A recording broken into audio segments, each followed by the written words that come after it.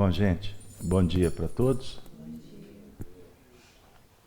Pergunta ao pessoal aí do chat se o som está chegando legal para eles. Nós vamos, nesse momento, abraçar todos vocês, sejam bem-vindos. Aos nossos amigos que se encontram nos seus lares, acompanhando a transmissão através da rede Amigo Espírita, no site da rede, na plataforma do YouTube, do Facebook, como também na transmissão que está sendo realizada através do chat, ou melhor, do site da feac.org.br, além do nosso envolvimento carinhoso, agradecido aos ouvintes da Rádio Brasil Espírita de Maceió. Nós estamos aqui às manhãs de sábado para estudar o livro Apocalipse de João, à luz da doutrina espírita, da revelação que veio para a humanidade para nos auxiliar no entendimento quanto às verdades celestiais.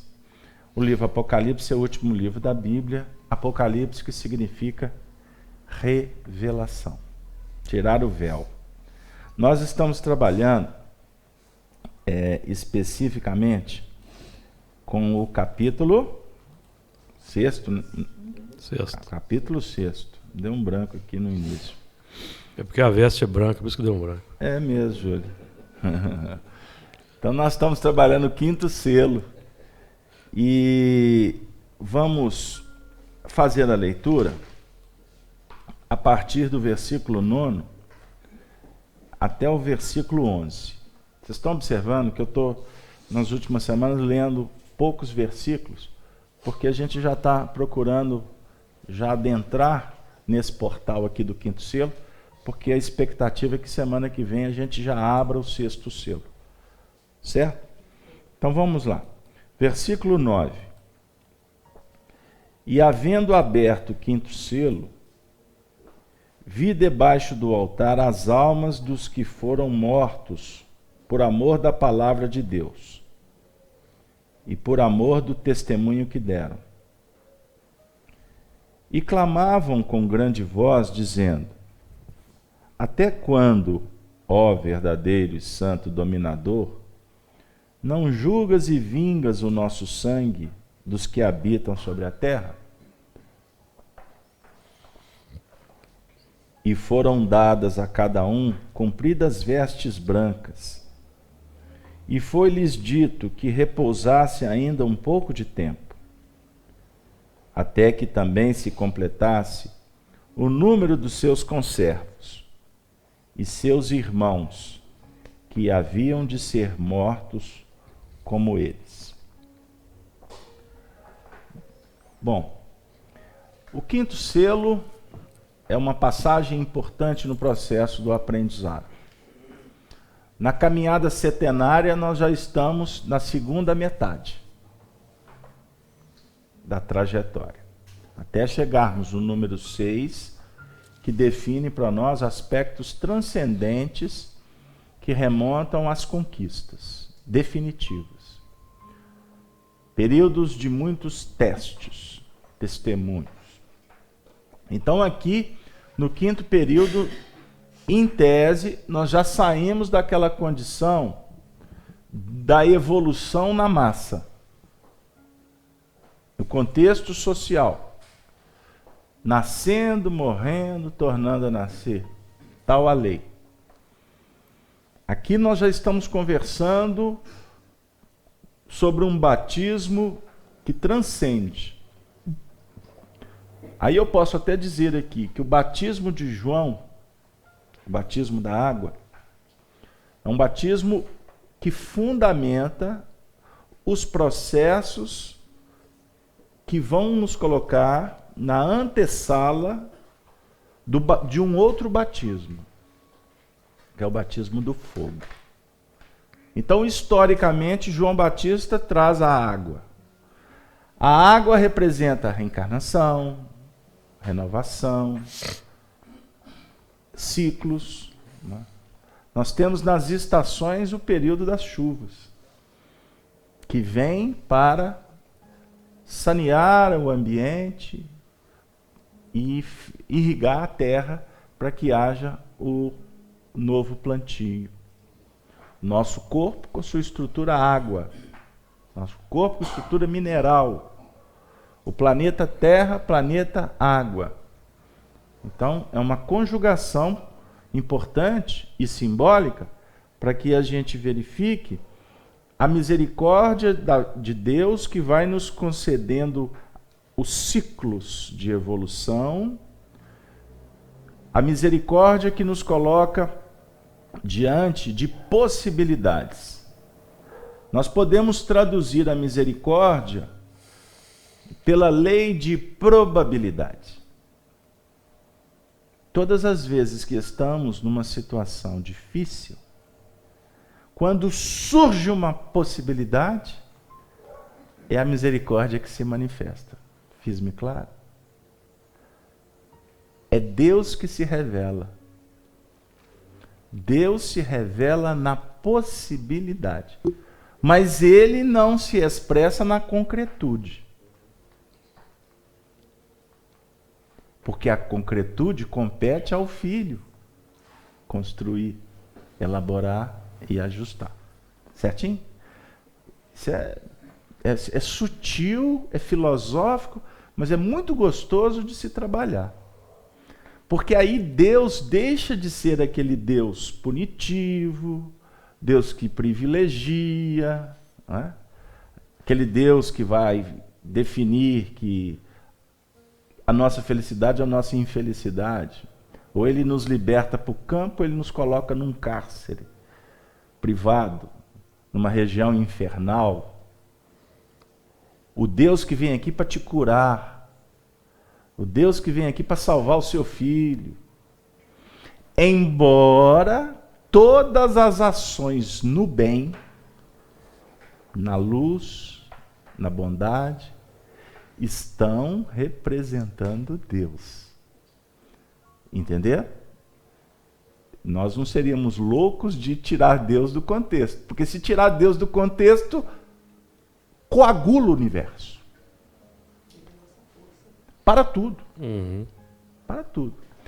Nós estamos trabalhando num sentido de um despertamento, de uma conscientização do espírito quanto às suas responsabilidades de evolução diante do apoio divino que favorece para que os nossos caminhos sejam cada vez mais férteis para se operar. Deu aí? Então nós falamos do batismo da água. O batismo da água, a água vai sanear e vai nos dar condições de vida.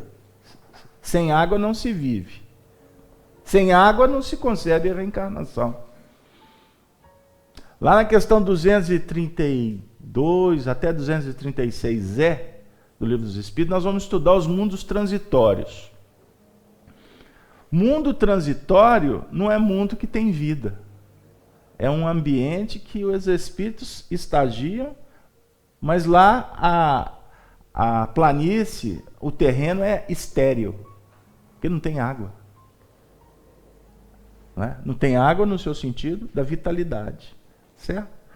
Então, a água aqui representa possibilidade. Então, sem o batismo da água, que é esse processo natural de evolução, o espírito não atinge o estágio para se compreender a importância da autopromoção, da autoiluminação. Então, o batismo de Jesus é com fogo. O de João Batista é com água. Eu estou batendo nessa tecla, que é um assunto que, em doutrina espírita, falar de João Batista e Jesus é para todos os estudos. A gente sempre vamos encontrar elementos para refletir. Porque nós vivemos um constante desafio em perceber o batismo de João como aquele fator que nos ajuda de fora para dentro e o batismo de Jesus que nos revela de dentro para fora. Pegou aí, Fernanda? É gostoso o assunto. Porque olha para vocês verem. A gente aprende que a instrução, ela informa, não é isso? Uhum. A instrução informa. Nós estamos sendo informados aqui agora. Mas a educação é que forma. Então o batismo de João, ele é uma conjugação de você se instruir e você se educar. Isso é João Batista. Elias, João Batista e Allan Kardec. Essas três personas, elas simbolizam esse mecanismo do aprendizado. De fora para dentro, em tese. Que na verdade é tudo de dentro para dentro. É só para a gente pegar o fio da meada. Agora, quando que o espírito conquista? É quando ele se instrui, quando ele forma e quando ele se transforma. Com Jesus, o projeto é de transformação. Com Kardec é de formação. Por isso é que nós não temos como dissociar, por exemplo, doutrina e evangelho. Porque tudo está dentro de tudo. Agora voltando aqui, porque nós precisamos de falar dos servos e dos conservos. Porque essa cadência aqui dos textos vem nos colocar neste momento de compreender a conquista e o que está antes da conquista. O que antecede a conquista. Então, nós vamos para dentro do templo. O Júlio gosta que eu fale do templo. Então, eu fui conversar com ele por telefone. Ele falou assim, é o átrio. Eu falei assim, é o templo. Eu falei assim, tá bom, Júlio. Então, tá bom. Então, nós vamos falar amanhã do templo de novo. Estamos falando do Apocalipse. Então, vamos entrar todo mundo para dentro do templo. Entramos para dentro do templo. Chegamos lá no templo. Qual que é o ambiente mais importante do templo? Pode falar, gente. Isso não paga, não. O altar. Nós não falamos tanto do altar? Então, o altar representa aquele lugar especial que ali será operacionalizado a mensagem pelo sacerdote, porque quem administra, quem é o responsável pelo altar, quem está atrás do altar, por exemplo, numa celebração, é o sacerdote. O sacerdote, numa visão mística e religiosa, ele é o representante de Deus para aqueles que estão debaixo do altar. Certinho? Aqueles que estão como expectantes. Nós podemos nos tornar sacerdotes porque alguém nos dá a batina, porque eu fiz um curso de teologia. Me entreguei para uma vida religiosa. Certinho? Eu vou me tornar um sacerdote. Ok. Tem a ver com o mecanismo de João Batista, porque ele vai se instruir, ele vai se preparar, ele vai se educar, ele vai adotar práticas. Aí daqui a pouco ele está com a batina, né? Com a roupa especial para ser o ministro da Eucaristia. Gostaram? Estamos aqui com um ambiente cheio de sacerdotes. Então, agora, aqueles que estão debaixo do altar é porque estão num estágio anterior àquele que está no altar. Num ambiente espiritual, para se chegar na condição de sacerdote, não é através de curso, de práticas, não é isso. No mundo espiritual, nós vamos nos graduando por conquistas de dentro para fora. Está correto o raciocínio? Ou seja, lá não adianta você, quando você desencarnar, pode fazer uma brincadeira? Eu estou muito sério hoje.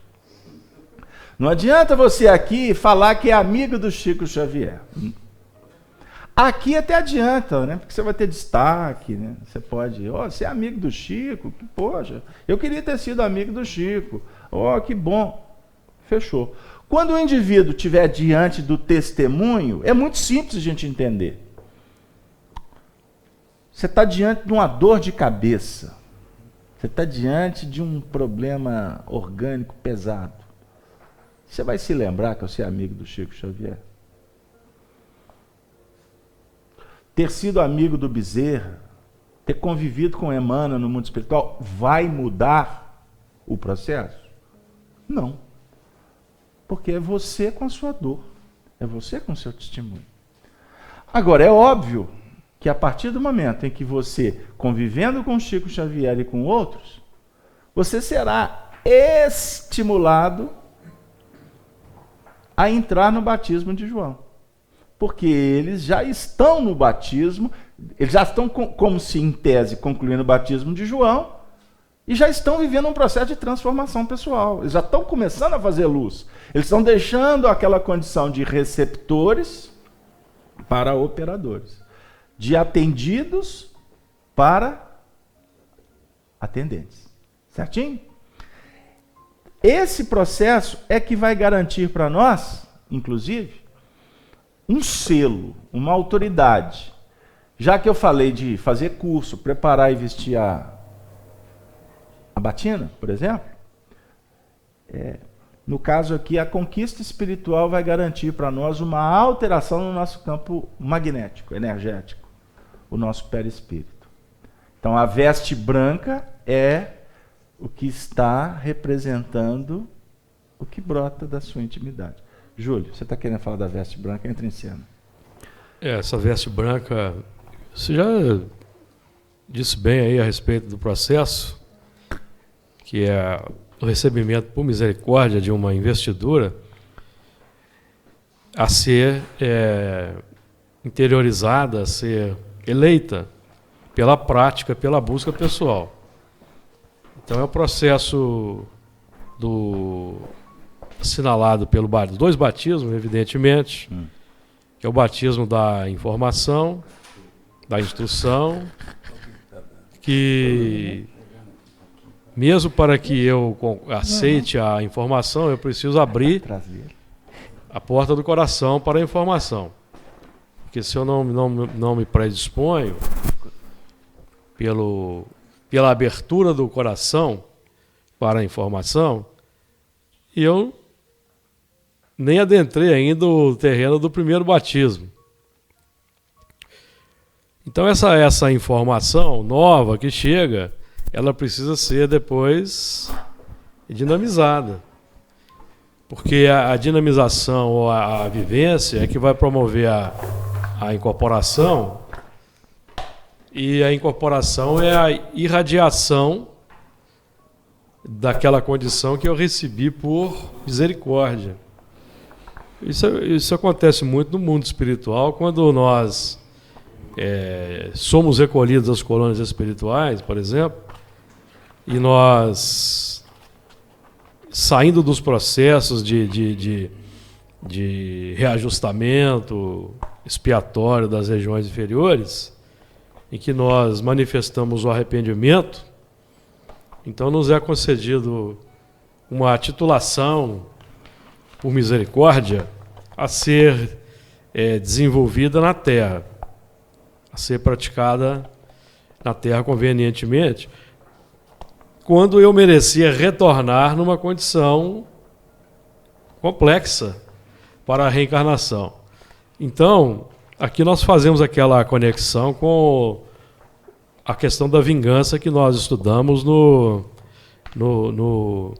versículo anterior.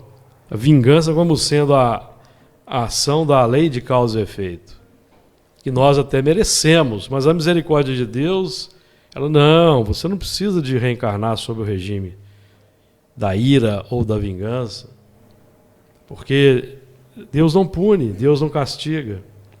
Ninguém renasce para fazer algum tipo de pagamento. Nós renascemos para exteriorizar uma nova condição, que é a veste que nos é oferecida pela misericórdia. Todos nós que aqui estamos militando na doutrina espírita, nós recebemos uma veste misericordiosa de espíritas, de médiuns, que é para apagar a multidão das complicações do passado. Então essa veste, ela vai ser evidentemente cada vez mais entronizada, cada vez mais interiorizada pelos esforços que nós vamos demonstrar para adesão à proposta. Por isso que o trabalho da evolução é individual. Não adianta nós chegarmos no mundo espiritual. Aliás, tem um caso desse, não me recordo se é no livro Voltei ou se é no livro O Berço da Vida Eterna. E que a irmã estava numa condição difícil lá no mundo espiritual e ela dizia: eu conheci o Bezerra de Menezes, eu fui amiga do Bezerra de Menezes. Mas ela estava numa condição triste no mundo espiritual. Conheceu, mas não aproveitou a luz que o Bezerra irradiava, aquela luz decodificada que ele irradiava, que se expressava pelos exemplos de caridade, amor ao próximo que ele aqui na Terra vivenciou. Então nós fomos amigos do Chico, fomos amigos do Bezerra, convivemos com o Emmanuel, mas não aproveitamos da luz, não assimilamos aquela luz e não fizemos o nosso processo de fotossíntese, de sintetização daquela luz para uma frutificação adequada, que aí vai saciar a nossa sede, a nossa fome de dentro para fora. Muito bem. É importante a gente ter passado por essa veste, porque ela é um tema para que a gente possa refletir sempre. A qualidade do que a gente irradia. Porque a irradiação, ela vai definir a forma. Tudo isso vinculado à essência. Então, quando a gente vê algo disforme, ou uma forma muito feia, essa forma está representando o que está alterado ou numa patologia que está na essência que irradia. Fiz-me claro? Então, no mundo espiritual, para a gente habitar uma região, uma dimensão, o que vai valer não é o que a gente sabe, é o peso específico do nosso corpo espiritual, é a qualidade vibratória.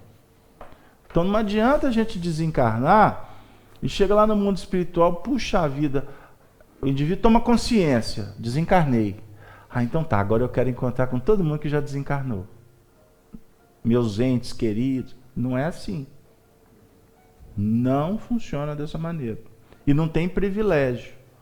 O que vale é conquista. Entenderam, gente?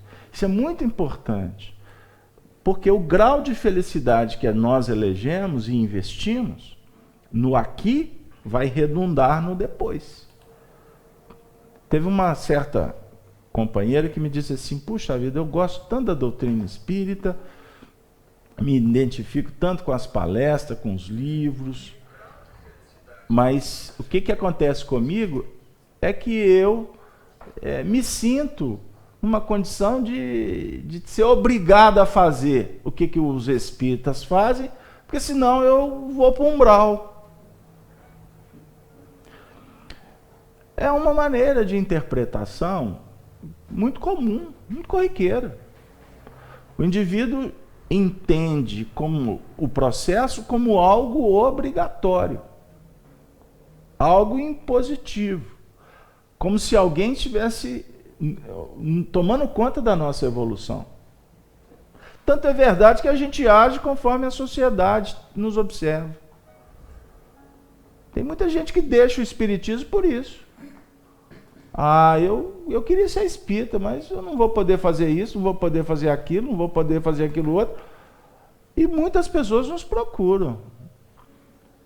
Mas quem te falou que você não pode fazer? Alguém lá no centro disse que você não pode isso, não pode aquilo?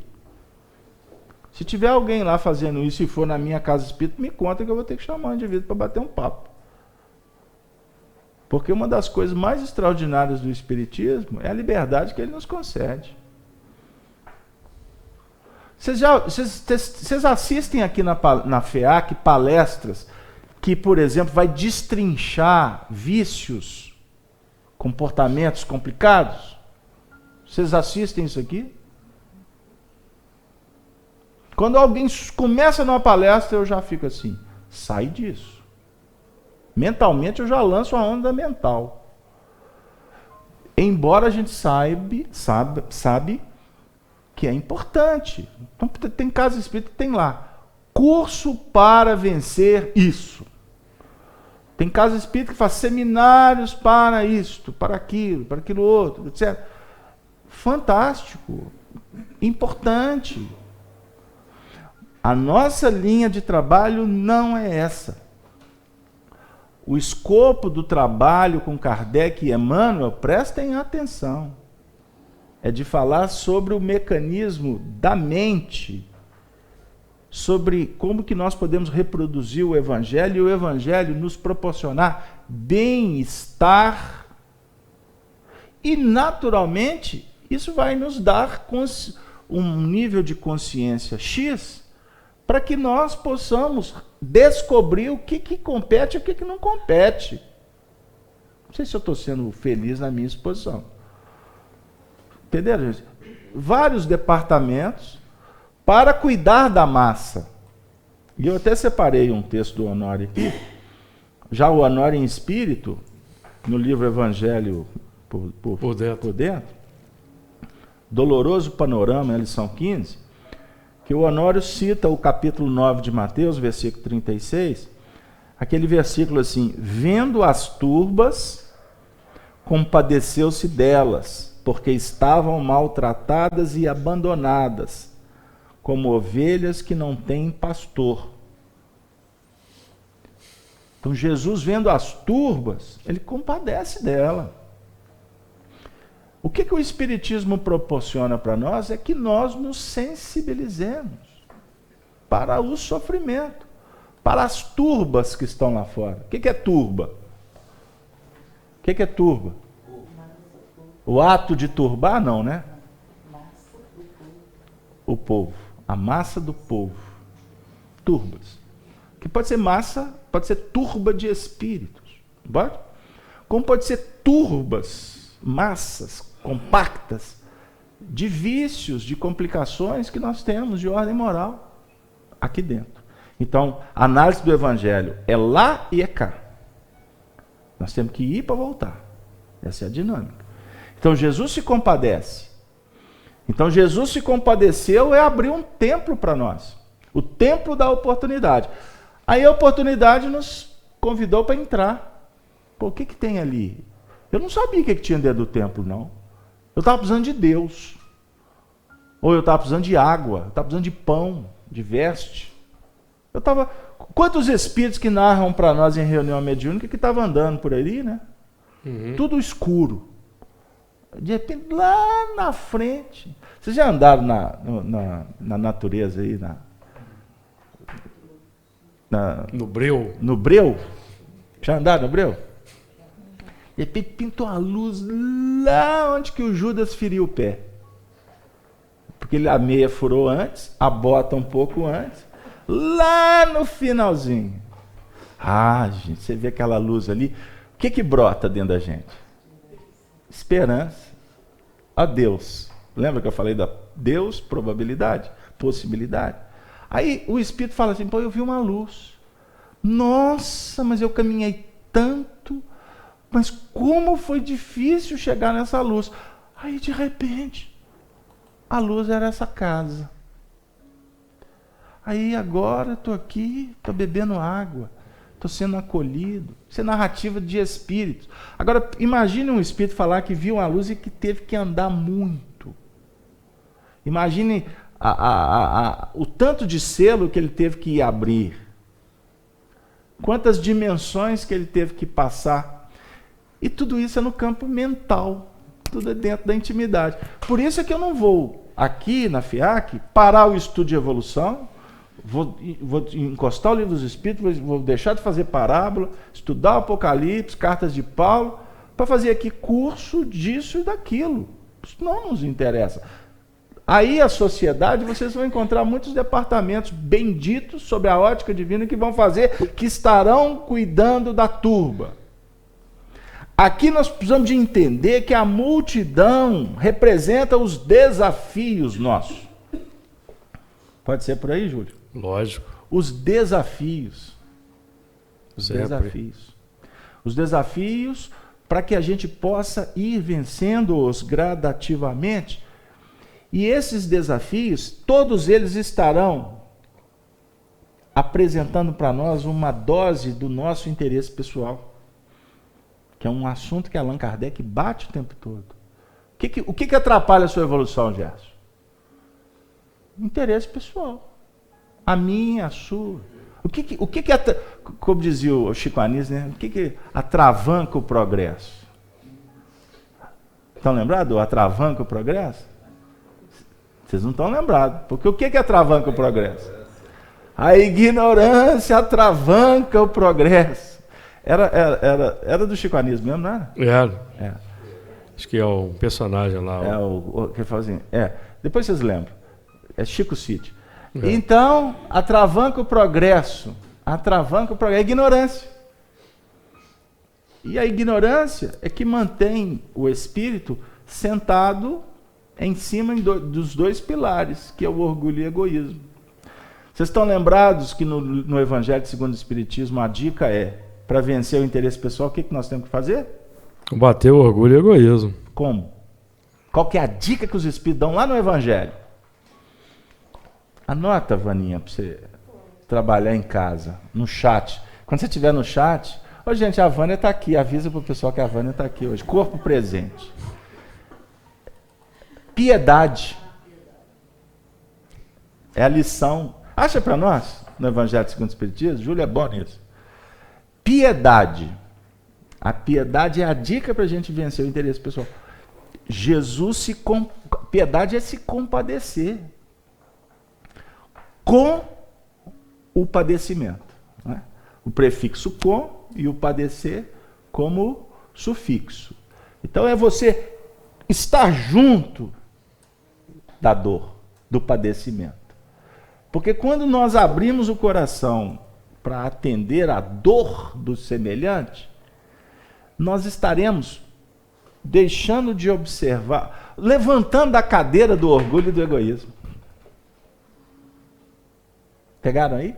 O fora da caridade na salvação, a palavra piedade, ela tem uma expressão muito, muito especial, porque ela vai estar, a piedade tem a ver realmente com você se colocar na condição do outro. É a mensagem do Miguel, não é? Sensibilidade. Oi?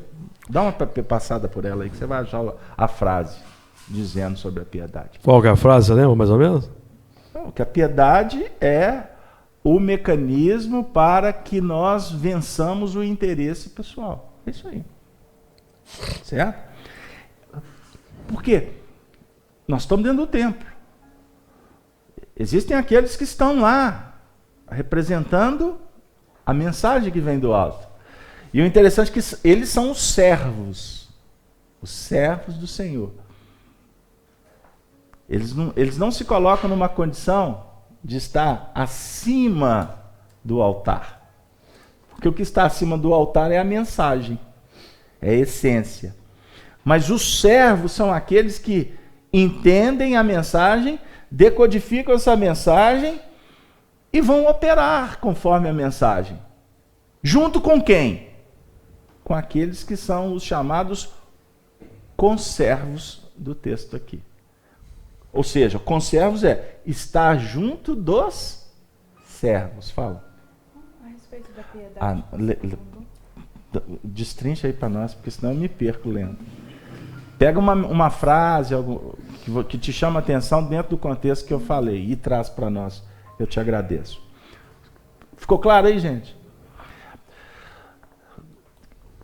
Emmanuel é o nosso benfeitor, não é? No Espiritismo. Quantas mensagens, quantos exemplos que Emmanuel nos legou. O Emmanuel, lá em Roma, ele teve uma oportunidade de entrar no altar íntimo quando ele foi visitar Jesus, no livro Há 2000 anos. Vocês estão lembrados? Jesus o acolhe, ele fica sensibilizado, ele reconhece a autoridade moral de Jesus, mas ao mesmo tempo Jesus diz para ele, olha, é necessário que você construa um novo reino, porque o reino que ele tinha construído na intimidade dele era o império de Roma. Ele não era senador romano. Então, a mente dele estava polarizada no poder humano. certo? Então Jesus diz assim, você vai ter que desconstruir. Você está sofrendo, sua filha está doente. Você vai ter que desconstruir isso. Mas Jesus, na didática dele, ele não fala em desconstrução, Vânia. Porque ele sabe que se nós desconstruirmos o que nós já construímos, nós vamos perder o referencial. Estão de acordo? Você não vai jogar o seu passado fora. Mas ele fala assim, construa. Eleja o reino de Deus. Que é a frase? Por favor. Eu acho que a frase é essa aqui, ó. O sentimento mais apropriado a fazer que progridais, domando em vós o egoísmo e o orgulho, aquele que dispõe a vossa alma à humildade, à beneficência e ao amor ao próximo é a piedade. Fechou? Aqui tem uma equação aqui nessa frase. É a equação. O Júlio me mandando para o quadro. Tudo bem, então é equação, vamos para o quadro. Se quiser, arranjo mais equação aqui. Tem um monte. Só essa já está ótimo. Então ele está falando do egoísmo. Domar em vós o egoísmo e o orgulho. E dispor a alma para a humildade, a beneficência e ao amor ao próximo. Domar.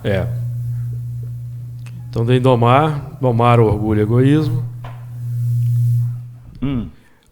Primeiro começa já dizendo assim, o sentimento mais apropriado é vos fazer progredir. Tá, entendi. Agora eu entendi o que você falou.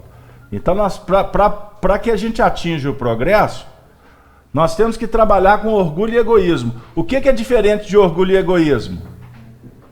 A piedade. É isso mesmo? Tá correto? Tá correto? Sim. Orgulho e egoísmo não é igual à piedade. A piedade é diferente do orgulho e do egoísmo. É um antônimo. É o contrário. Então, o que eu estava dizendo, Vânia, você não vai brigar com o seu passado. Você vai transformar. Eu gosto muito de trabalhar isso. Está no Evangelho segundo o Espiritismo, no capítulo Amar a Deus, amar ao próximo como a si mesmo. O que é o egoísmo? O egoísmo é uma manifestação do indivíduo quando ele se sente acossado, constrangido. Aí ele vai, por um mecanismo de preservação, ele se fecha num circuito fechado.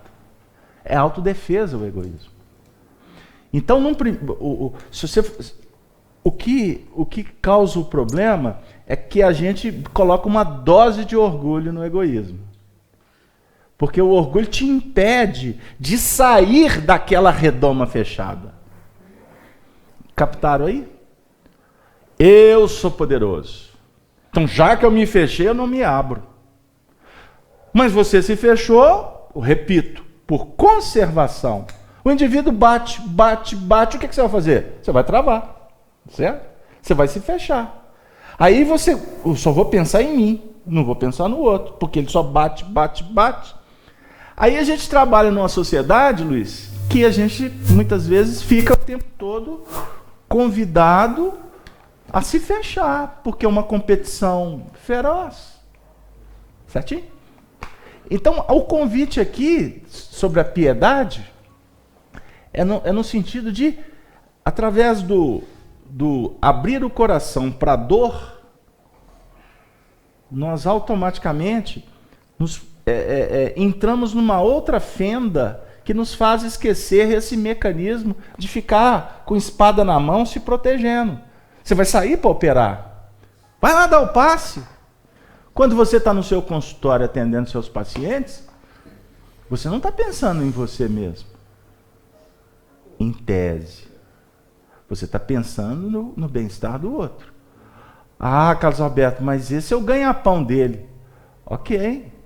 É lei de compensação. Nós nos movimentamos dentro de um regime de trocas, certo? Mas quando você está diante do indivíduo, você está numa mesa de cirurgia, você está com bisturi, abriu o indivíduo, você está pensando no seu bem-estar ou no bem-estar dele? Pegaram aí? Seu filho, enquanto você pega aí, O seu filho está desesperado lá.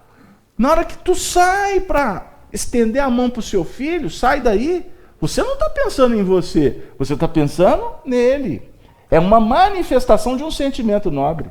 Não, o que eu queria dizer é o seguinte, então o egoísmo e o orgulho, para a gente entrar, né, conceber a piedade, a gente tem que entrar na dor, primeiramente nossa, e depois a dor do outro. É isso? Ou não? Porque senão, se você não entrar na sua dor, como é que você vai se colocar no lugar do outro? Vamos pensar assim. Eu entendi o seu raciocínio didático. Primeira dor, ok. Nós entramos no templo por causa da dor. O Emmanuel foi procurar Jesus por causa da dor. Concorda? Mas, assim, é complexo porque chega num determinado instante desse movimento que se confunde. A dor está primeiro, a dor vem depois. Num primeiro momento é a dificuldade, é o atrito, para te pôr para frente. Aí eu concordo. Porque a dor, na verdade, é a energia gerada por um atrito. Certinho? Se não houvesse um movimento para gerar dor, não haveria sensibilização para aquele processo. Então, é como se nós estivéssemos entrando no templo, procurando Jesus, procurando o mundo espiritual superior por causa da nossa dor. Então, em tese, é um interesse pessoal ainda. É um interesse pessoal. Mas a partir do momento em que você começa a verificar que existem outras dores que não são apenas a sua, você começa a dar um passo para sair da condição de ser um conservo e vai observar que existe o servo, que é aquele que cuidou da sua dor. Vamos voltar no Emmanuel, que esse exemplo dele é muito bonito. Ele foi por causa da dor da filha. É dele, não entendi. É porque a dor da filha dele estava refletindo na condição dele de pai. Né? Aí então tá, esse exemplo aqui me ajuda. É complexo você definir se a dor é só dele ou se é do outro. Porque é um contexto de interação. Porque a dor do outro, quando você tem um vínculo com esse outro, existe vamos dizer assim, uma interação energética que a dor dele, de uma certa forma, reflete em você. O Luiz está querendo falar? Passa para ele. Vamos lá. Não, é porque quando você é egoísta, aí você não tem essa interação. Você está falando ali de egoísmo, né? Então, dentro desse raciocínio seu, quando você tem uma postura egoísta, você não se envolve na dor do outro. A dor do outro é dele. É dele. Eu não vou me envolver, porque se eu me envolver, vai me trazer sofrimento. Eu não quero. Eu quero cuidar só da minha vida, tal. Porque acaba que você agindo com egoísmo, você está, na verdade, manifestando fuga. Você está, na verdade, se furtando do enfrentamento. Então, aqui nesse nosso estudo, é preferível a gente trabalhar, se você estiver de acordo, ao invés da gente falar o egoísta, a gente dizer uma expressão de egoísmo. Porque senão a gente acaba rotulando a pessoa como egoísta. E que a gente faz muito na sociedade. Fulana, nossa, só pensa nela. Não está correto essa análise. Porque há instantes que ela pensa no outro. Mesmo que a tônica possa ser apenas voltar-se para si mesmo. Mas há um instante que a dor de um cão, eu conheço uma pessoa assim, ela se fecha para todas as possibilidades de atendimento a quem está próximo.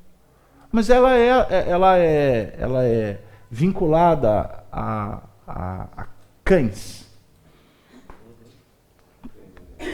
Cuida de cães que estão na rua, ela tem o cão dela, etc. Ela com os cães é Mahatma Gandhi diante da Índia. Então, ou seja, com os cães ela encontrou um mecanismo de interação que ela se sente soberana e ela dá o que ela tem de bom. Agora, o obstáculo que ela tem em sociedade, por causas, na maioria das vezes anteriores, existências pregressas, onde houveram traumas, dificuldades, decepções, etc., se trancou para a sociedade. Tem pessoas que se trancam para a mulher dele. Ele é casado. Outros para o marido. Para os filhos Teresa de Calcutá. Mas para o marido, por exemplo, chibata na mão. Por quê?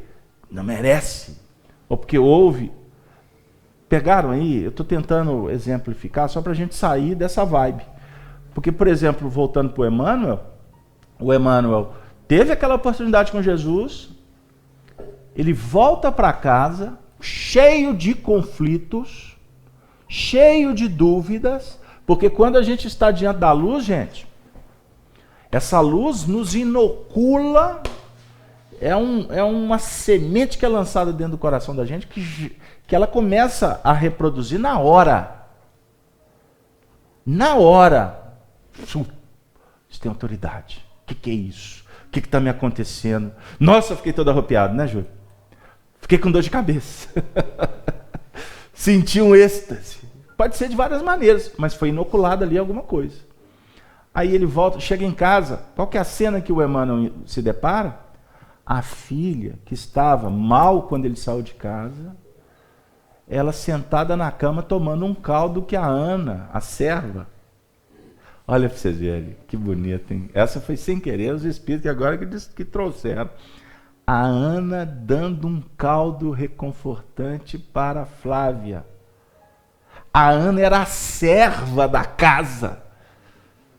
Quem era o senhor, o maioral, era o senador, o dono, o patriarca. Lembrando daquele contexto social, familiar da época. E a filha, papai, Jesus me curou. Qual que foi a reação dele? O orgulho, mas na hora, ele não era autoridade? Que história é essa de Jesus? Não, isso aí já é o resultado da mudança nossa aqui para essa região. Não, isso é tudo mentira. Ele tinha acabado de conversar com Jesus. O orgulho, né? E de uma certa forma, o egoísmo foi acionado porque ele foi desautorizado. Porque Jesus falou, olha, o seu império, pode cair de uma hora para outra. O reino dos céus é para a eternidade. Imagine você apoiado num império que você dedica tudo que você pode, a sua vida toda, naquela consolidação ali, naquele pilar. E de repente alguém fala que esse império pode acabar. Era o Império Romano. É o que acontece conosco quando somos visitados por alguma coisa que vai dizer assim, olha, você está achando que você está com a bola toda? Não está não, viu? Baixa a bola. Como é que a gente recebe isso? Com euforia? Você fica feliz? Alguém falar assim, você não está com essa bola toda? Ou a vida diz assim, você tem que mudar? Como é que nós nos reagimos? Eu escutei um companheiro falando outro dia, e eu não vou no médico não, porque se o médico falar que eu tenho que fazer isso, eu não vou fazer. Então o que eu vou fazer no médico? Aí eu pensei comigo, uma hora ele vai para o médico, mesmo que seja numa cadeira de roda, no SAMU, TI móvel, uma UTI móvel, ele vai parar na mão do médico. Porque o médico aqui, ele representa o servo. O médico é o servo, viu? Deixa eu baixar a bola dos médicos. O médico é a Ana que está dando caldo reconfortante para a Flávia. Pegaram aí, gente? Mas é o tempo todo. Aqui o Honório diz assim, os servos, na verdade, eles... que vem ali, diz assim, poxa, eu li aqui rapidinho. O servo não tem autoridade para falar no seu sentido de apropriar-se do que é divino. É igual o médium. O médium chega aqui e fala assim, eu curei alguém. Eu falei assim, o quê? Você curou quem? Você não curou ninguém, amigão. Você pode ter coparticipado de um processo, mas num percentual muito pequeno. Porque esse indivíduo que em tese está sendo tratado, aqui agora e que você está vendo um resultado, ele está sendo tratado há milênios. Agora chegou o momento da autocura dele, porque ele se sensibilizou, pediu ajuda e você deu um passe. Mas quem recebeu a energia, transcodificou essa energia e promoveu promoveu a regeneração do tecido, foi a fé dele, não foi a tua. Outro dia um companheiro falou assim, nós fizemos um trabalho mediúnico, mas passamos uma vassoura. Eu pensei assim, em que passou vassoura? Passou vassoura? Está arriscado em alguns casos nós não sermos nem a vassoura? Como é que eu passei a vassoura? Cuidado, gente. Cuidado, porque nós precisamos de entender que os servos são aqueles que se notabilizam pela sua discrição, humildade, bondade, respeito, dignidade. Evolução espiritual. E piedade. E só para não perder a linha, que é um compromisso que o amigo está me pedindo, que é o seguinte, então o Emmanuel recebe a oportunidade, se fecha, a filha recebe a cura por conta da fé da mãe, a mãe intercede por misericórdia, e a filha teve o merecimento, porque inclusive essa sensibilização da Flávia em afirmar, foi Jesus que me curou. Essa fala que está esculpida no livro há 2000 anos foi a frase mais pronunciada por Chico Xavier na sua última existência. Eu devo tudo ao nosso Senhor Jesus Cristo e a Maria Santíssima. É a Flávia, gente. É a Flávia que começou a dizer isso lá atrás. E que foi repetindo. Os espíritos foram tirando o que antes era suporte, para que o Chico chegasse lá nos últimos anos da vida dele com toda a autoridade. Ele já não precisava mais da escora do Emmanuel. No bom sentido. Todos vão estar precisando de alguma coisa. Entenderam? A autonomia é o projeto que nós vamos sendo preparados para vivenciar. O Emmanuel, a Flávia deu a guinada dela. A Lívia, esposa do senador, era um espírito que era serva. Ela desce para ajudar. Você vê na vida da Lívia claramente que ela não tinha complicação nenhuma no seu sentido puramente humano. Ela estava ali para ser uma mentora espiritual de uma família. Olha que bonito. Fica claro o tanto que a Lívia, o Emmanuel deixa isso na sua introdução da obra, a importância da Lívia na trajetória espiritual dele. Aí o que aconteceu? Todos vocês já conhecem o livro há 2000 anos. Não conhece? Já leram? Quem separa para ela, para mim, viu? Lá da biblioteca. Você vai ler há 2000 anos, você vai amar.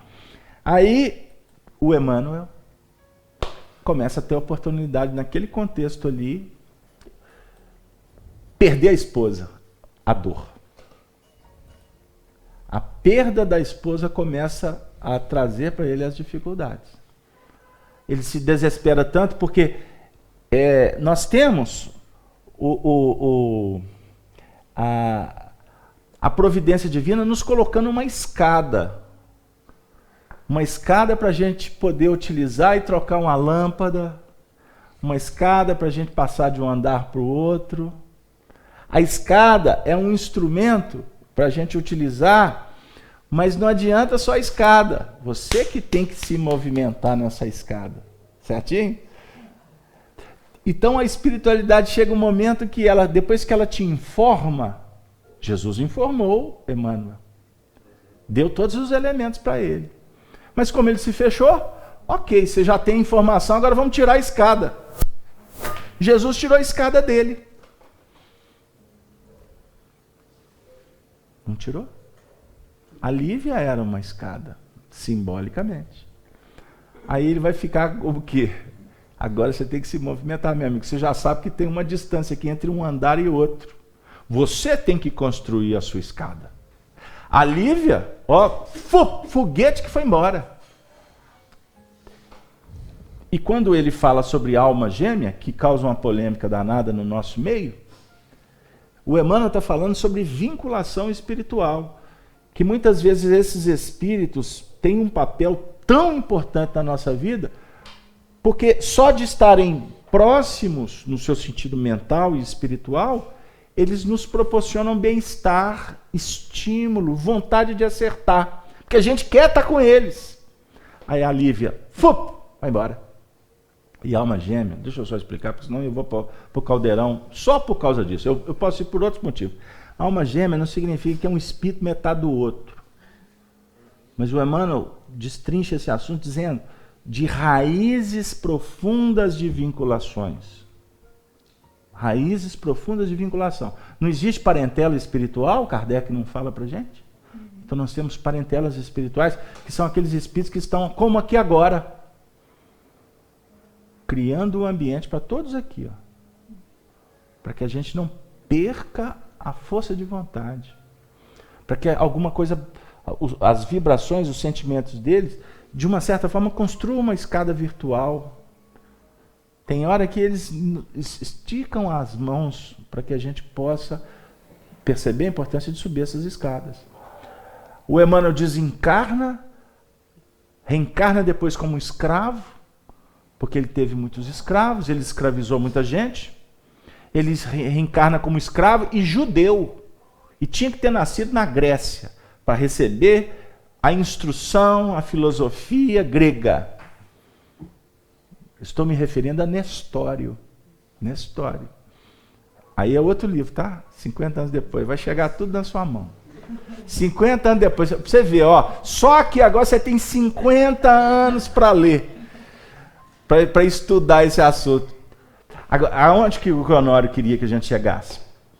O Nestório foi se instruir com quem? Quando eu não me recordo o nome do... Fugiu. Nestório. Inácio. Nestório assistia às pregações de João Evangelista. João Evangelista.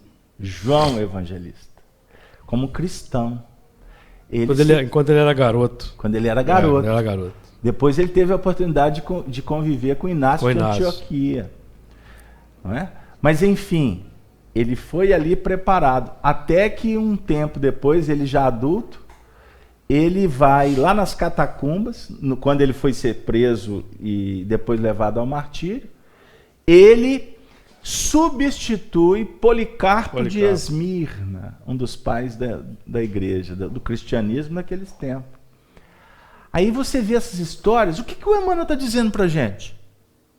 Que ali é como se nós estivéssemos aqui agora, no centro espírita, recebendo as informações, convivendo com estes espíritos que estão aqui conosco. Estamos estudando Apocalipse de João. Estudando Apocalipse de João. Depois que acabar, agora é com vocês. Porque é ali que o Emmanuel começa a trajetória dele. Com outro foco. Com outro foco. Então o Emmanuel que a gente conhece nos dias atuais, ele comeu o pão que o diabo amassou, gente. Ele não é santo lá atrás, não. Ele teve uma oportunidade, como nós estamos tendo, de, como eu disse, começarmos a beber essa água limpa do Espiritismo.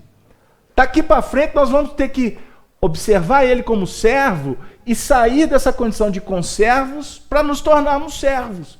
E você só vai se tornar servo sabendo do seu papel, do desafio que depende realmente da sua mudança interior, que não acontece de uma hora para outra. Né, Júlio? O Emmanuel vai dizer a respeito disso aí no livro Fonte Viva, capítulo 58, discípulos, que o servo é o discípulo.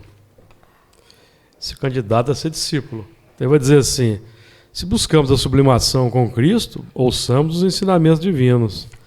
Para sermos discípulos deles, é necessário nos disponhamos com firmeza a conduzir a cruz de nossos testemunhos de assimilação do bem, acompanhando-lhe os passos. Então o servo entra nessa dinâmica aí. Sim. A cruz, a dor do próximo, certo? Para não ter que lidar com a sua própria dor, então nós vamos lidar com a dor do próximo pela empatia. E nós saneamos a nossa própria dor. Pela piedade, humildade, certo? A gente alivia a nossa dor. Então nós temos aqui, vamos dizer assim, 3 estágios do processo. Só relembrando. O aprender,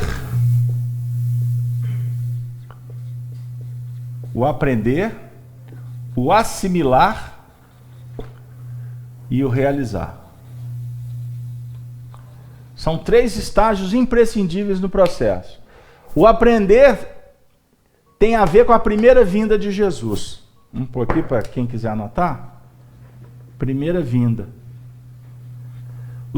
A segunda vinda de Jesus é o Apocalipse. A terceira vinda de Jesus é definitiva. É a realização na sua plenitude.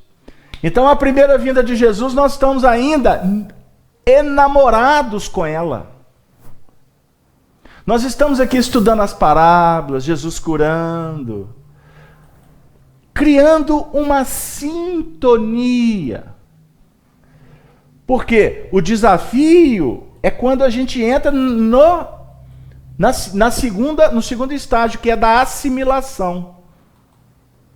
Assimilação é o Apocalipse. É a segunda vinda de Jesus. Como é que você vai assimilar? É vivendo os conflitos, os limites. Então tem muita gente no Espiritismo que está nesse primeiro estágio. Dirigentes, o movimento. Nós estamos aqui, por exemplo, você vai assistir uma palestra que te emociona. Aí o expositor fala assim, naquela região bucólica. Aí ele enaltece, ele vem cá, ele põe flor, ele traz perfume. E Jesus, o amor não amado, incomparável, poeticamente. Aí você fica assim, gente, mas que coisa boa. Você está criando um movimento íntimo de estabelecer, então, a relação por sintonia com ele. Mas a afinidade vai se dar na hora do ramirrão do dia a dia. Aí é que você vai experienciar o Apocalipse cheio de dúvida, de conflito, e vai ter momentos que você vai falar assim, meu Deus, esse evangelho é tudo que eu não queria. E ao mesmo tempo você fala assim, mas é tudo que eu preciso. Aí você fala assim, eu quero, mas não dou conta. Ai meu Deus, a carne é fraca, o espírito muito... E aí vai, né, Júlio? Começa tudo. O Emmanuel, quando veio para o Brasil em 1549, nas naus de Tomé de Souza, para ser Manuel da Nóbrega, né? Ou sendo Manuel da Nóbrega, junto com Anchieta, tem uma mensagem extraordinária que ele diz assim, nós viemos para o Brasil porque eu já estava cansado de mandar e ser obedecido, usando a força do Evangelho como um religioso tradicional. Ele era um homem no mundo que falava do mundo espiritual, mas ele tinha muitas dificuldades de pôr em prática o Evangelho. Pegaram aí? Aí ele reencarna aqui, com quem que ele vai conviver? Índio. Ele vai evangelizar gentios. Não falavam nem a língua, né? Ele vai ter que alfabetizar num ambiente inóspito, selva, Brasil descoberto, cheio de espíritos confusos, não é? Degredados lá do mundo da Europa, né? Sim. Degredados, Ou condenados. interessados em ouro, convivendo com os índios brasileiros, espíritos dóceis. Um amigo aqui da FEAC estava me contando que leu um livro sobre a história dos índios, a característica dos índios, como que a característica do povo brasileiro assimilou aspectos psicológicos que os índios trouxeram.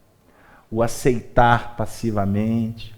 Diferente, por exemplo, se você for analisar o perfil psicológico dos índios norte-americanos. Você vai ver os filmes, reportando a época da colonização inglesa, guerras e mais guerra entre ingleses, holandeses com os índios americanos. Uma confusão. Aqui não teve esse mecanismo. Os índios, obviamente que os rebeldes sempre existem, né? Até formiga tem umas que são subversivas, não é? Mas assim, nos seus aspectos gerais, a aceitação, a sensibilidade, espíritos que reencarnaram aqui para serem, de uma certa forma, orientados para um processo de socialização, estrutura de uma sociedade futura. Emmanuel estava lidando nessa época com esses espíritos. Imagine você ter que aprender a dialogar para depois os jesuítas, falarem para os índios de Jesus, falar de Deus. Imaginem que aula de evangelização que eles davam. Que luta! Então, na verdade, eles estavam entrando naquele processo ali de assimilação do conteúdo do Evangelho. Eles estavam se evangelizando. O trabalho era muito mais com eles mesmo do que com os índios. Os índios precisavam do básico. Eu acho que moralmente eles eram bem, os índios brasileiros eram bem evoluídos. Pegaram aí? Aí tem gente aqui no Centro Espírita reclamando. Nossa, mas o ambiente no Centro Espírita é difícil, né? Nossa, hoje eu fui dar passe, meu Deus, passei um mal. O outro veio para a reunião. Gente, mas que reunião pesada. E eu fico assim, meu Deus, Paulo de Tarso andou 20 mil quilômetros a pé para pregar o Evangelho. E o pessoal está reclamando que a vibração caiu. Hoje, gente, a vibração caiu. Vamos cantar um hino. Aí é uma música. E o povo desentoado, aquela música. Quanta luz, quanta treva que a gente escuta, que é um negócio absurdo. Isso tudo naqueles hinos igrejeiros, como se fôssemos mudos. Meu amigo, você está entrando num processo de assimilação. Fisicamente não vai te acontecer absolutamente nada. Nós estamos discutindo aqui o ambiente psíquico. Nós fizemos uma tarefa ontem, não foi, Júlio? Foi. Nós fomos preparados, nós entramos num campo de batalha. E tem até um sonho interessante na história. O caboclo aqui teve um sonho que anteviu, foi impressionante, né? Ele anteviu tudo que aconteceu conosco. E foi interessante, agora só para porque eu não vou ter tempo de te falar. Não, O Júlio que falou assim, ô Beto, eu tenho que te contar o sonho, um sonho importante. Aí a gente já estava indo para a tarefa, eu falei assim, não, faz o seguinte, depois você me conta o sonho, porque nós temos que sintonizar com a tarefa. Enfim, falei por osmose, fizemos a tarefa e tal, no final, acabou tudo.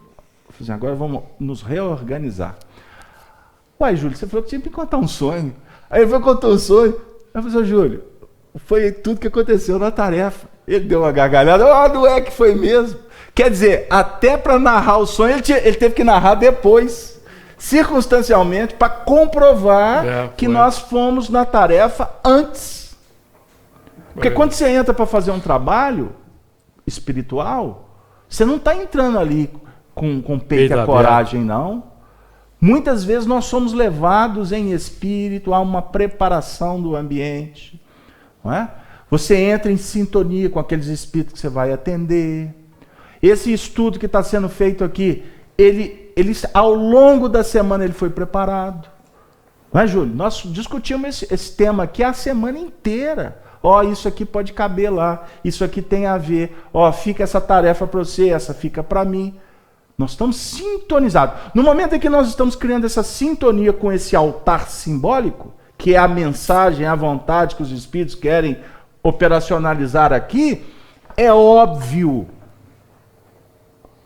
que espíritos que estão sendo tratados aqui, eles já estão sendo tratados ao longo da semana. Eu estou sendo humilde, porque tem espírito que está aqui conosco sendo sensibilizado agora, que está conosco há anos, para não dizer há décadas. Um milênio. Milênios. É complicado, né? O assunto ficou denso, mas é assim que a gente gosta. Pesou, como diz o... Por isso, para a gente finalizar, eu queria trazer uma imagem para a gente explorar semana que vem. Apagador, por favor, filho. Opa. Qual que é o sentido da cruz? Vocês já pararam para refletir? Luiz, qual que é o sentido da cruz para você?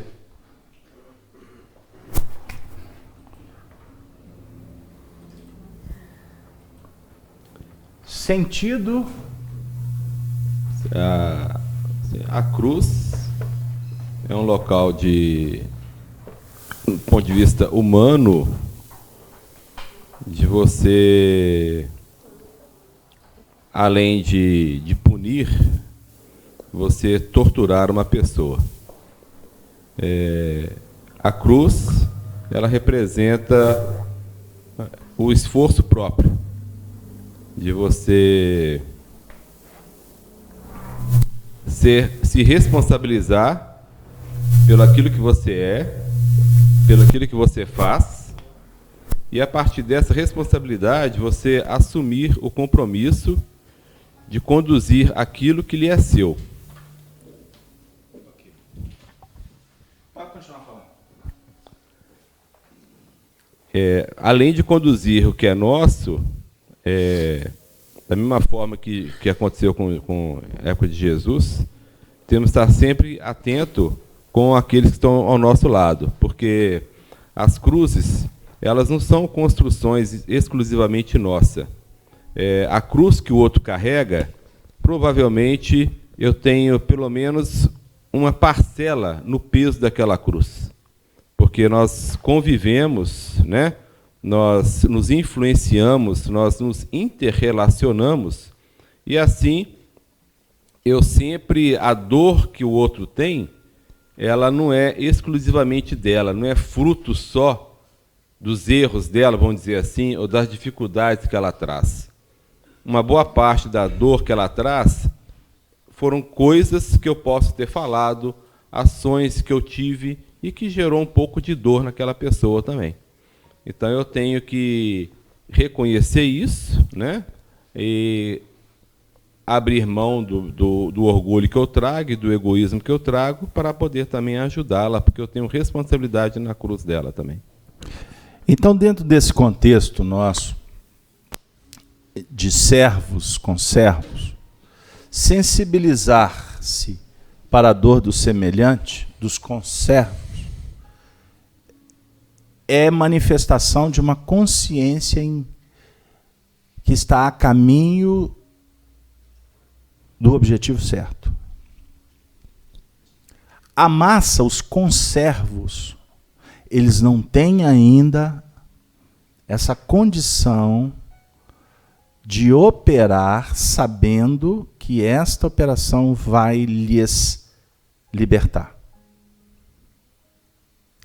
O servo é aquele que percebe claramente que se ele não operar com caridade, se ele não se desvincular do interesse pessoal, ele não será feliz. Só que, como eu falei lá atrás, quem pensa que isso é obrigação, ainda não entendeu a tarefa do servo. Ele ainda é um conservo.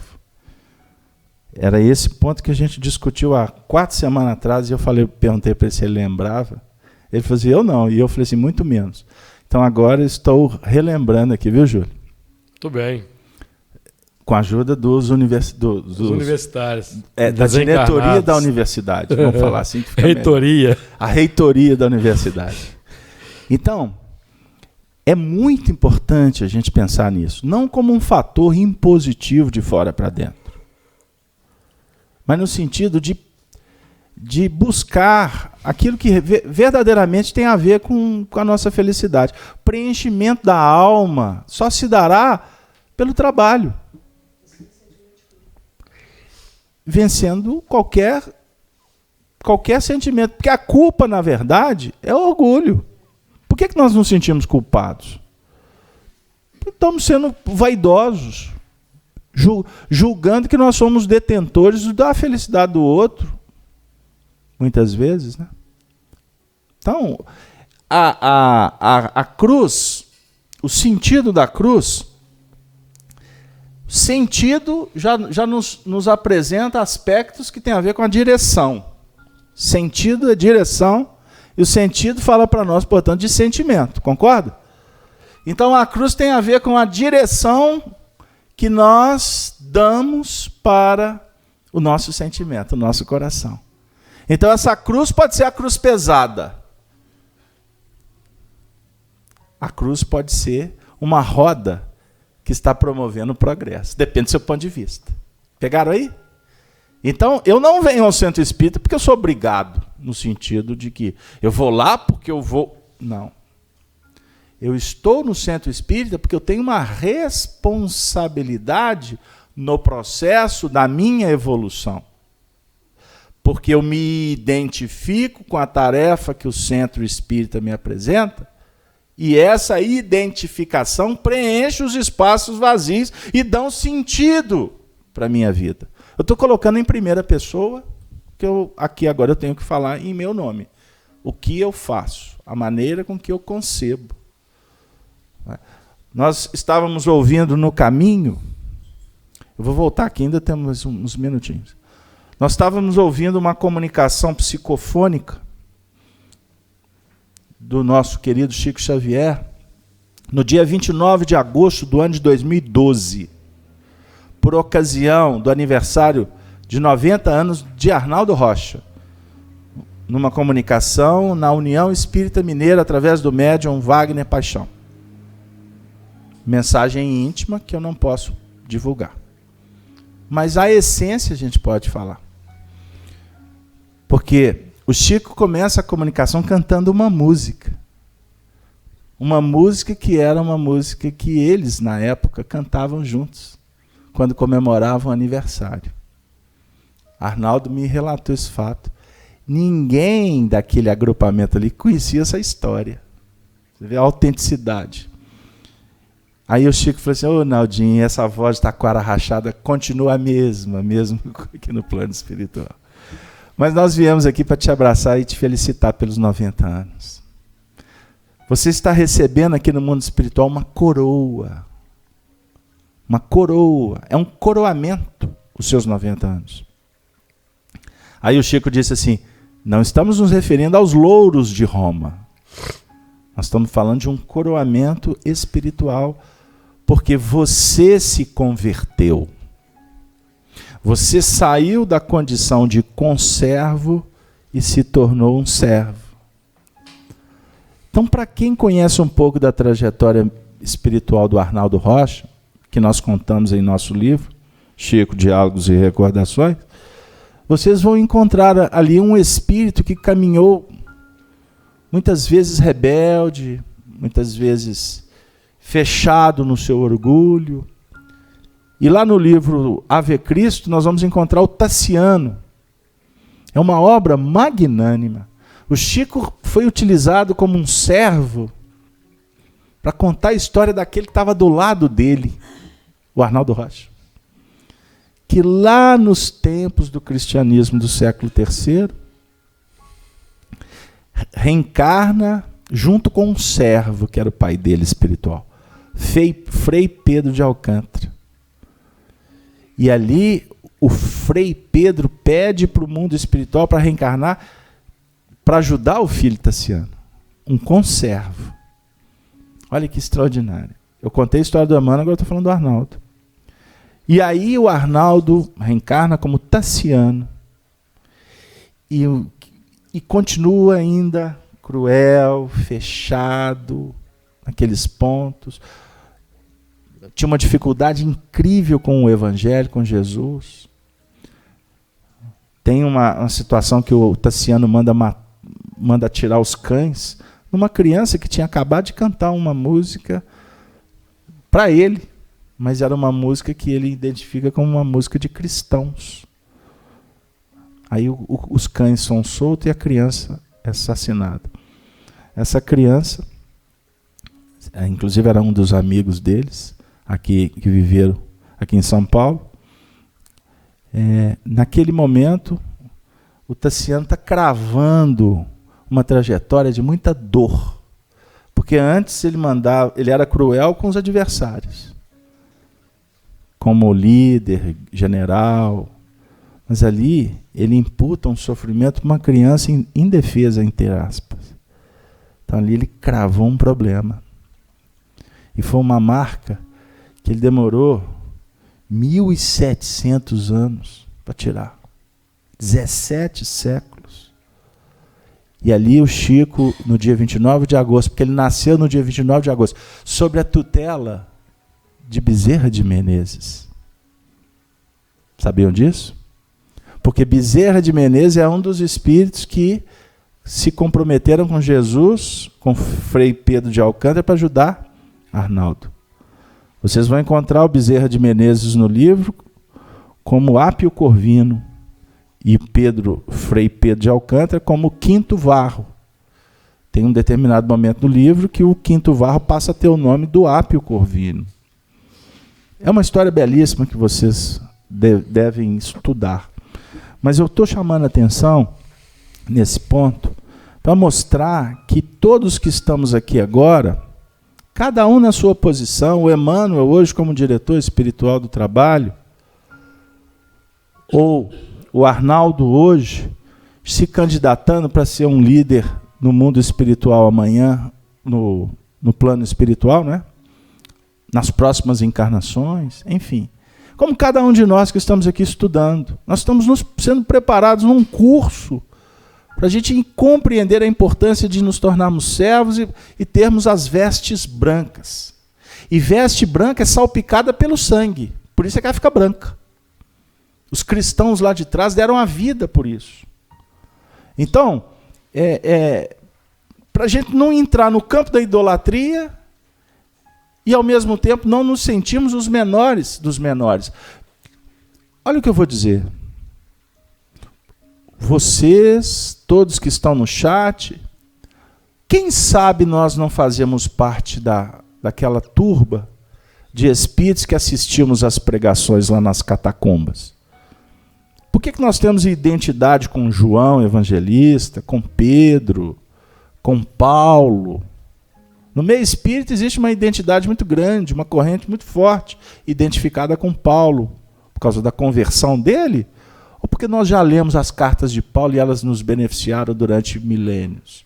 Para não dizer que poderíamos ter convivido com Paulo, seja como romanos, seja como judeus, seja como gentios, nós conhecemos, nós podemos ter sido curados por eles.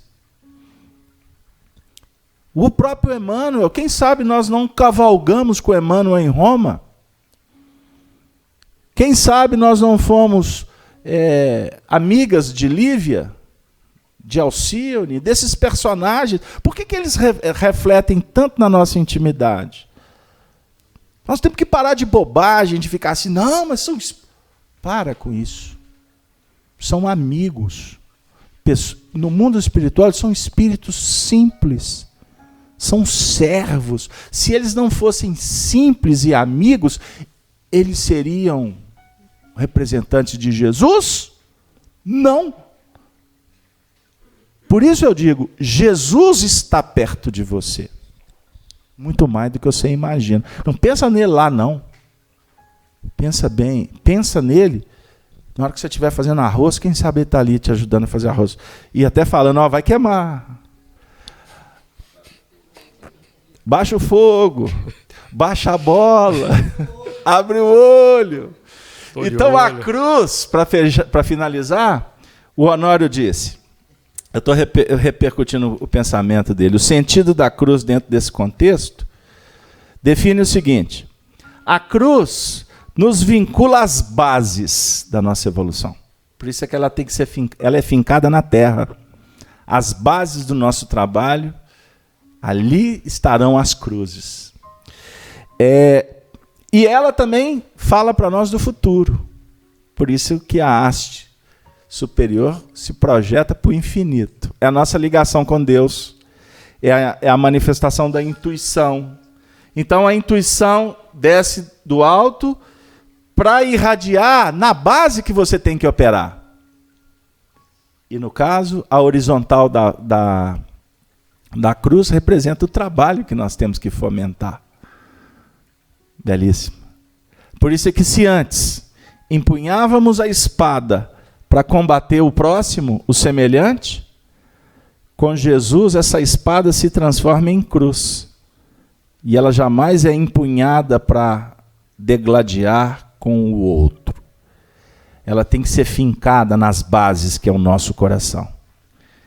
E num trabalho permanente, humilde, silencioso, nós estaremos cuidando dessas turbas, compadecidos com as nossas necessidades e com as necessidades do semelhante. E por fim, gente, isso é muito importante. Aqueles que estão ainda em processo natural e que não se despertaram, não vamos olhar para eles como pessoas doentes ou incapacitadas. Isso é um equívoco. Um equívoco muito sério. Todos estão no caminho que lhes compete, que eles têm condição de caminhar. Agora, uma coisa é certa.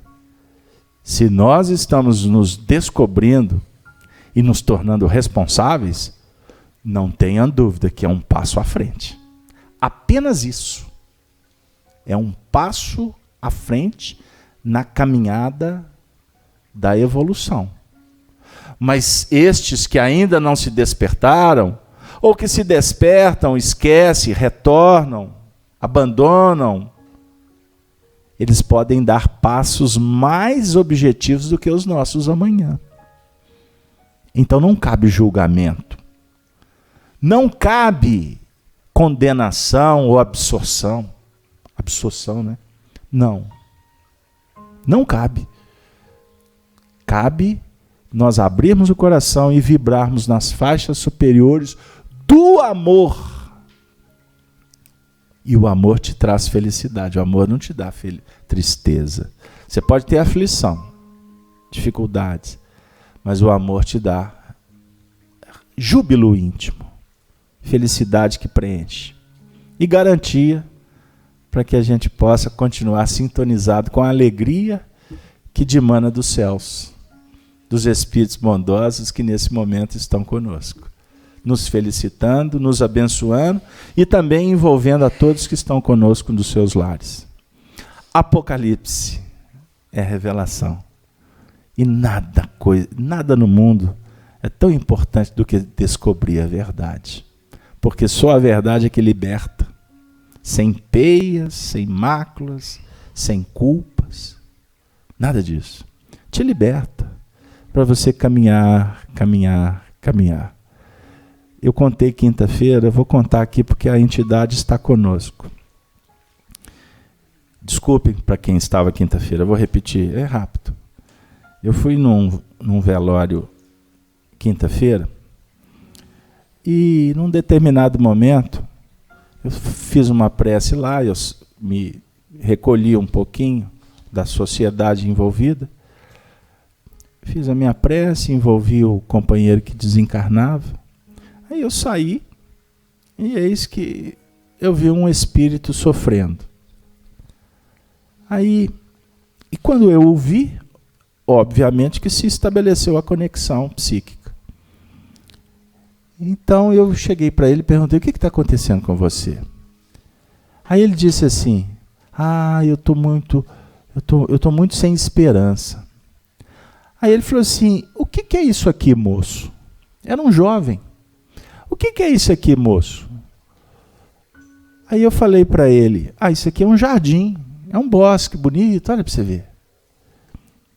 Mas isso aqui, eles me falaram que é um cemitério. Eu falei assim, cemitério é para quem está morto. Você está vivo como eu. Veja aí, olha que paisagem bonita. Aí ele falou assim, é mesmo. Aí nesse momento chegou uma senhora, que era uma benfeitora, que estava cuidando do caso dele. Aí eu disse, está vendo essa senhora aí do seu lado? Ela veio para te abraçar e te levar para um lugar muito especial desse bosque. O que você acha? Aí ele disse, ela parece uma pessoa boa. Eu falei assim, não, ela não só parece, ela é. Veja que mãezinha tão querida. Vá com ela. Aí ele olhou para mim e falou assim, graças a Deus eu estou me sentindo pelo menos um pouco em paz. Eu não conversei com ele mais do que o tempo que eu demorei para contar para vocês. O espírito foi embora. Envolvido, só por um toque, por uma fala. Quem que ditou essa fala? Por que eu vi esse espírito?